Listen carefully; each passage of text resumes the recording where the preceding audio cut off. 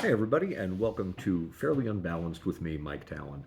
I thought about doing a piece today on Tucker Carlson's latest bean salad that he sprayed all over the television screens in the last couple of days. But news that Tucker Carlson again lied is about as compelling as news that Tucker Carlson shat or drew breath. So we're going to set him aside.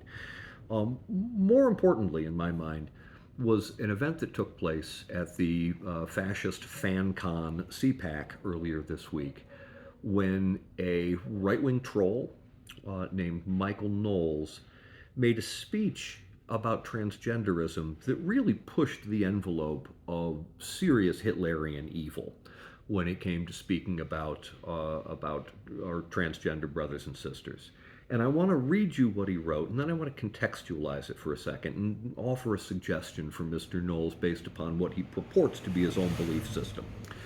Um, Moving into eliminationist or eradicationist language is a step way too close to the ovens for my like, or I hope anyone's. But this is what he said about transgenderism. He got a bunch of stuff wrong. I'm not going to dig into that now because he's a troll, but just listen to what he said. Michael Knowles speaking on transgenderism. There can be no middle way in dealing with transgenderism. It is all or nothing. If transgenderism is true, if men really can become women, then it's true for everybody of all ages.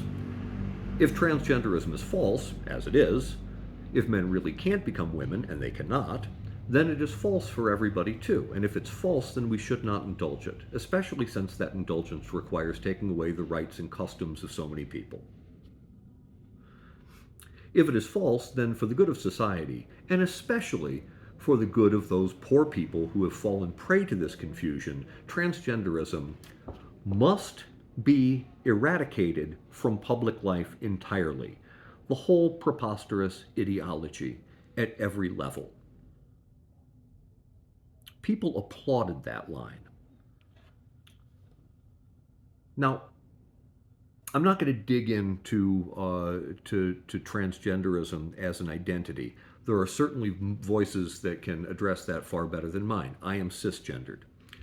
Uh, but Michael Knowles argues that rather than a condition of the human spirit and human existence, transgenderism is a belief.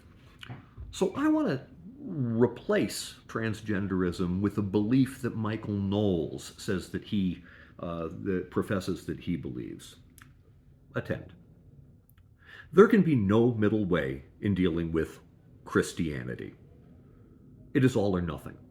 If Christianity is true, if God, through the Holy Spirit, did impregnate one random human woman in Galilee about 2,000 years ago, thereby creating a man-God hybrid through whom unquestioned belief in his divinity is the only way to avoid unending torture for all time in the pits of hell, then it is true for everybody, of all ages. If Christianity is false, as it is, if an invisible all-father in the sky did not impregnate a human woman in Galilee 2,000 years ago, and if that woman did not give birth to a man-God hybrid who judges all of our souls and casts some of us into hellfire for eternity, then it is false for everyone too. And if it is false, then we should not indulge it, especially since that indulgence requires taking away the rights and customs of so many people, like, for instance, our transgendered brothers and sisters. If it is false, then for the good of society, and especially for the good of the poor people who have fallen prey to this confusion, Christianity must be eradicated from public life entirely, the whole preposterous ideology. Now, I do not think that transgenderism is a misguided belief. I think that it is a lived experience every bit as valid as my cis-gendered nature.